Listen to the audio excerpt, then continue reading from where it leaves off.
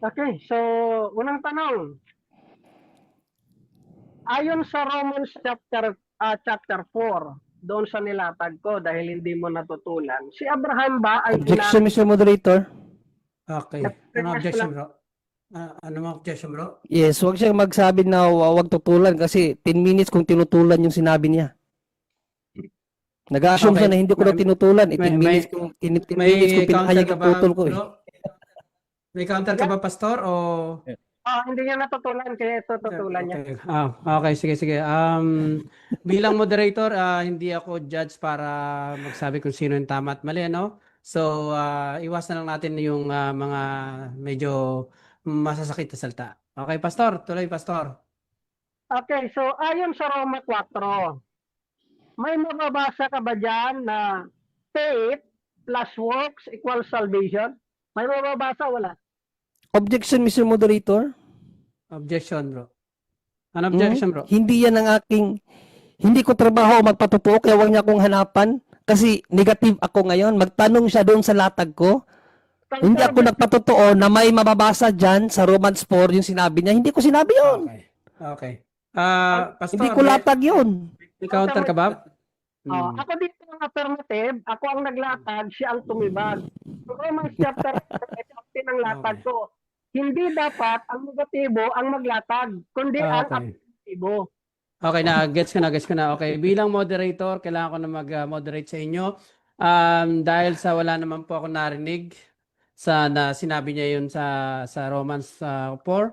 Nilatag nga po si Rojunre pero hindi niya po sinabi yung ganong yung tanong mo. So, pakibago po ng tanong para sa akin valid yung objection ni Rojunre. Bago ng tanong. Next question, bro.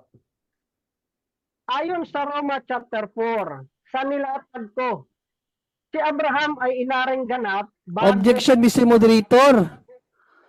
Okay, objection, bro. Mr. Moderator. Ang trabaho niya tanong sa latag ko, hindi sa latag niya. Parang kinakausap niya ito sarili niya eh. Sa latag daw niya. Okay. May counter ka ba, Pastor? Yeah, oo.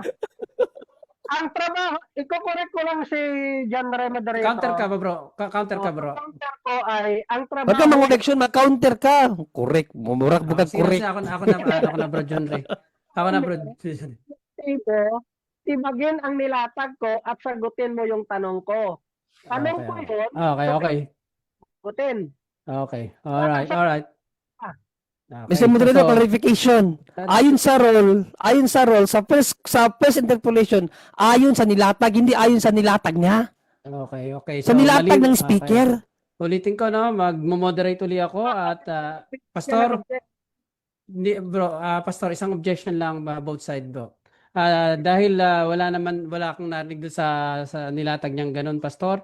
Pwede mong itanong yan mamaya sa rebuttal, Pastor, kung gusto mo. So, pakibago ng tanong, tuloy natin yung time at meron ka pang 9 minutes 37 seconds. Next question, Pastor. So, ayon sa kanyang naikot, patungkol kay Abraham, noong panahon na inaring ganap siya ng Diyos ayon kay Santiago, anong kapitulo na mababasa na matatagpuan sa Genesis kung saan doon nabanggit? Anong kapitulo? Alam mo o hindi? Mr. Moderator, ayusin niyo muna yung tanong siya.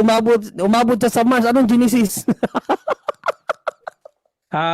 Pastor, parang wala akong nalista ditong Genesis na nilatag niya, Pastor. Pasensya na, Pastor. So, tanong ka sa nilatag niya, Pastor. Next question, Pastor. Counter mo na, bro. Sige, counter mo. Gamit siya ng James chapter 2. Inaring ganap si Abraham nung inalay niya si Isaac. Saan yon mababasa? Kailangan din naman buksan niya sa Revelation. Sa Genesis po yun nabanggit. Okay. Gets ko na. So, ang tanong is saan mababasa sa Genesis or sa Lumang Tipan yung sinabi ni... Mr. Moderator, alam ko yung talata kung saan mababasa. Genesis 22 yan, pero hindi ako gumamit ng Genesis. Nasa New Testament kami. Okay. Ako so, alam ko mga talataan dyan sa ano. Okay. Isang counter lang. Sa Genesis. Genesis 18, Genesis 22, Genesis 25. Yan ang pumapatungkol kay Abraham. Okay, so Ka- isang counter lang. Anong gina Ayusin dyan? natin to. Hindi ka makasagot mamaya. Ayusin natin to. Pastor, paki-rephrase ng tanong mo. Baka sakaling masagot na ni na ano nang maayos. Yung single question lang, Pastor. Doon muna sa specific question, Pastor. Yeah, magpe-premise muna ako, bro. Sige. Ayon doon sa nabanggit niyang talata, kailangan niyang applyan ng historical interpretation. Kailan naligtas si Abraham? Nung inalay si Isaac o noong panahon sa Genesis chapter 12 na tinawag siya ng Diyos?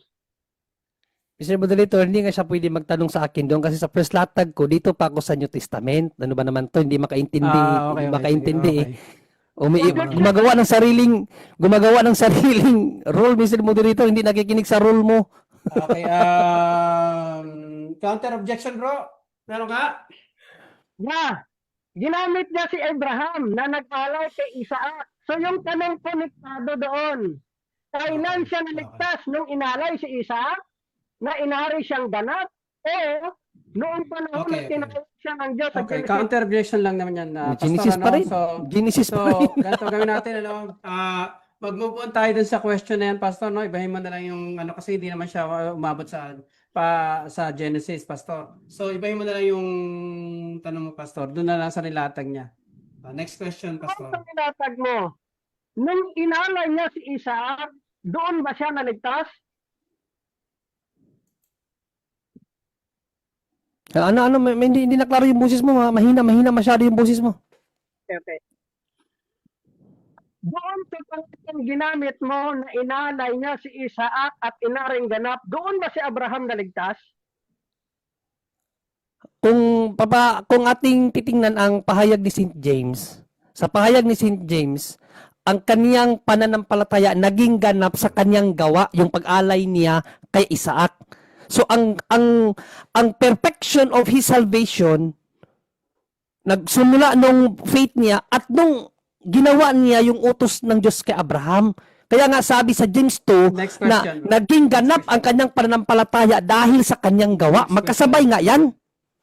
So kapatid, so doon siya naligtas. Tama, mali.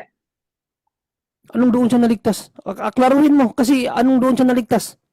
Noong inalay niya si Isaac, inaring ganap siya ng Diyos. Yun ba ang kanyang kaligtasan? Oo o hindi? Ang kanyang kaligtasan doon sa pananampalataya. Pero naging ganap ang kanyang pananampalataya dahil sa kanyang gawa. Hindi mo naunawaan ang James 2, 21 to 23. Naging perfecto ang pananampalataya. Mr. Moderator, objection kasi sumasapaw. Teka. Hindi mo naging Mr. Moderator, nag-objection ako. Okay. Ano objection mo, bro? Na sumasapaw siya, sumasagot ako, Mr. Moderator. Okay. Pastor, meron kang Yeah, sinasabi dyan? counter ko, unahin niya muna yung pagsagot sa categorical. Okay. Gets ko na. Kung hindi, Okay. bago siya magpaliwanag. So, apply din sa iyo na Bro Junry, categorical question muna bago ka magpaliwanag. At Kaya nga nag-categorical na ako, Mr. Moderator. parang hindi Nasa ka- pananampalataya, pero naging perfecto ang kanyang pananampalataya dahil sa kanyang mga gawa. So, yes or no Hindi muna, bro? nakikinig eh. Okay. Yes or no? Oh, patuloy mo ako sa sagot ko, Mr. Moderator, kasi hindi ako nakapagpatuloy. Teka lang. Sige, categorical muna, tapos may 10 minutes ka pang... Ang sagot ko nga, Mr. Moderator, na ang kaligtasan ni Abraham sa kanyang pagpapanampalataya, ngunit naging ganap ang kanyang pananampalataya dahil sa kanyang mga gawa. Nagpaliwanag na siya, oo o hindi muna. Pananampalataya nga! So, Wala ka namang pinigay na yes or no na question eh. may yes or no siya, bro. Sagutin mo Sige, yes or no. ibalik niya yung Sige. question niya, Mr. Moderator, kasi hindi kasi nakaklaro yung boses niya. Pakulit yung question, Pastor. Kasi parang yung mic mo nagcha-choppy. Okay.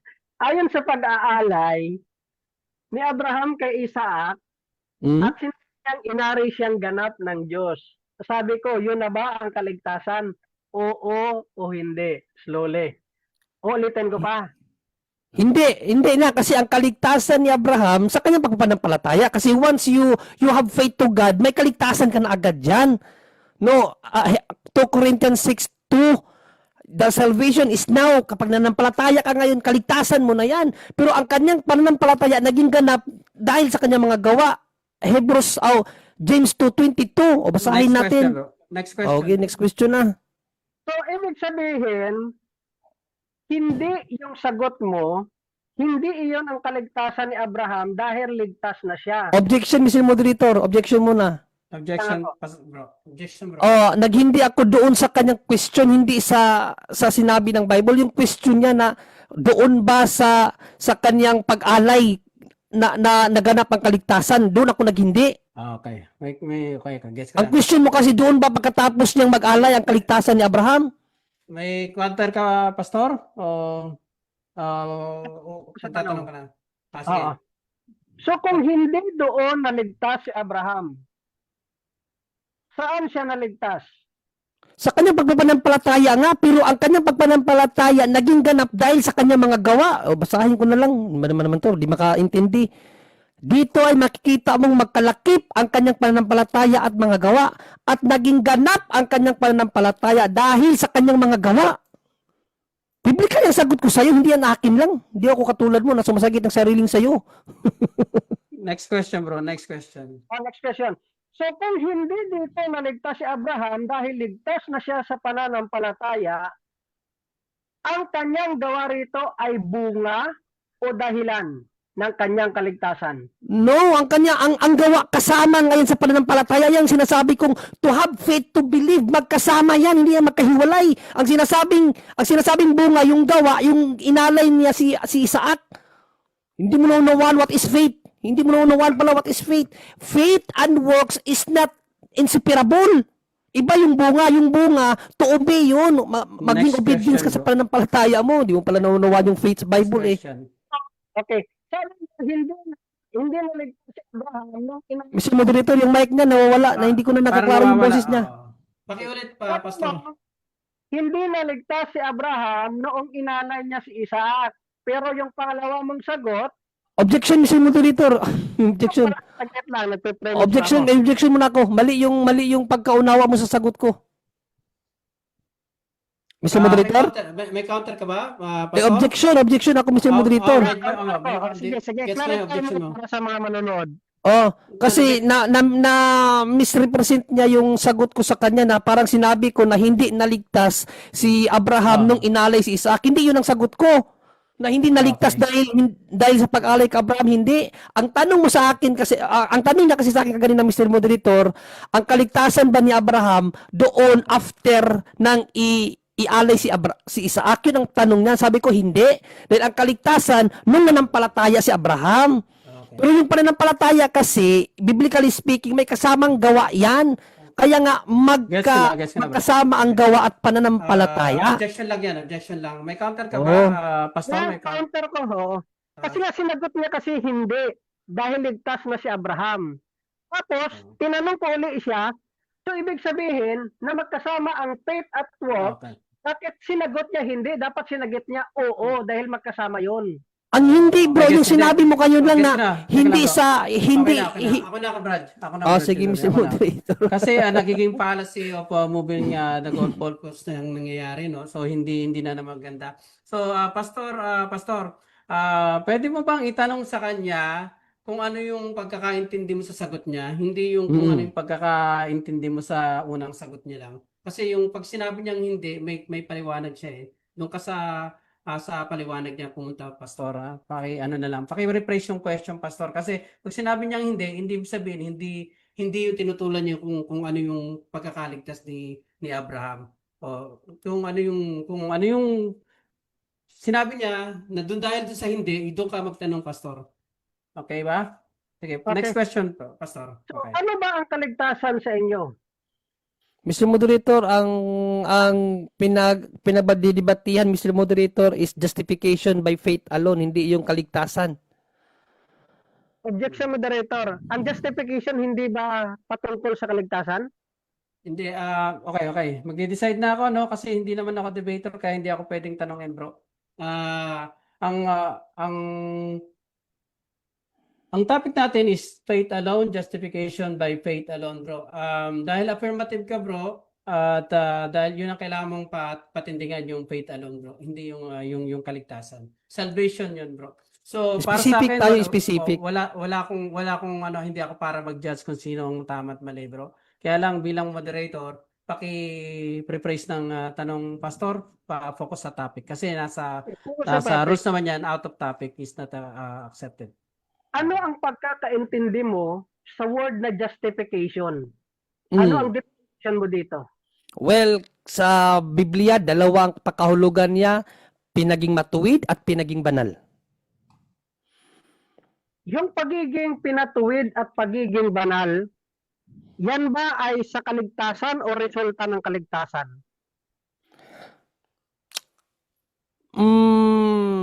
Ang kaligtasan kasi, kahit hindi ka pala ng palataya, inoffer na eh. Kaya nga sa akin, kasi iba kasi yung view natin sa kaligtasan, huwag kang tumawa.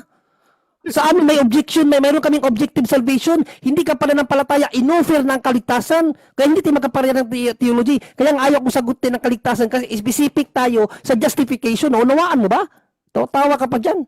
Kala mo hindi ka kaya sagutin Next dyan. question. Pero wala Next yan question. sa ano natin, sa pinagdidebatihan. Next question. Justification tayo. Next Huwag ka question. sa save. Tanong. So pag sinabing inaring matuwid at pinabanal ka ng Diyos, inoffer pa lang yun o yun na ang actual na nangyari sa tao?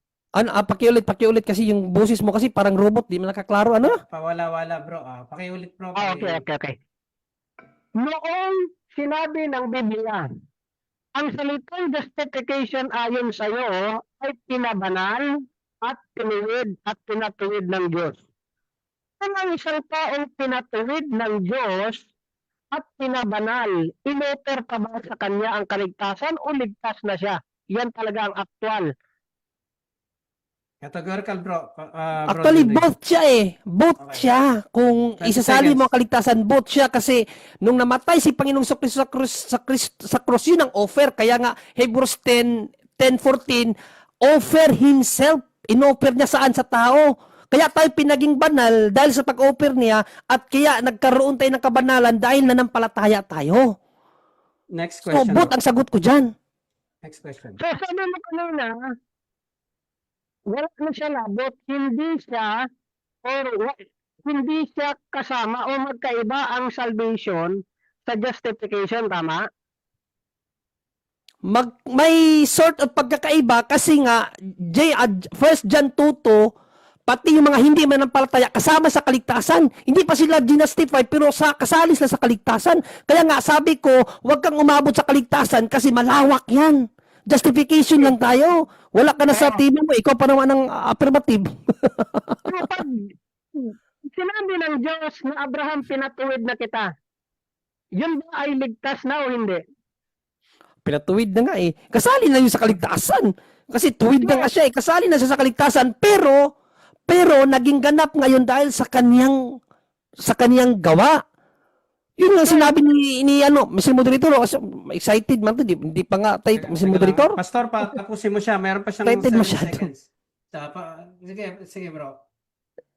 Salvation is now. Sa Isaiah, sabi ni Isaiah, salvation is now. So pag mananampalataya ka sa Diyos, salvation na yan. Pero ang kaganapan ng pananampalataya mo sa pamamagitan ng mga gawa. Hindi mo Next nauunawaan question. yung Bible talaga. Next question. Ito ba sa Biblia na sinabi ng Diyos, pinatuwid na kita Abraham, pero kailangan mong gumawa ng mabuting gawa dahil pag hindi ka talaga maligtas. May mababasa ka wala? Redundant naman yung gusto niyang ipabasa ni Moderator. Sinabi niya yun, hindi sinabi ng Diyos yun, sabi na niya yun. Redundancy. Moderator. Okay, objection. Teka lang, kalabot dyan eh. Ano objection mo, Pastor? Yung categorical ko ay may mababasa o wala, pero pwede ko ring ulitin. Ibahin ko yung tanong, pero magkapareho doon. Mag-object ka ba o mag-next question ka na? O, pwede rin ako mag-next question. Ako next question na lang. Sige.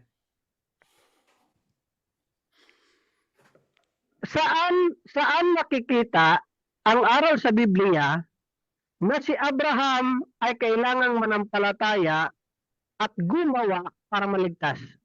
Oh, okay. Well, sa Genesis 15:6, nanampalataya si Abraham. Genesis 17:1, pinasunod siya. Basahin ko 17:1 na lang.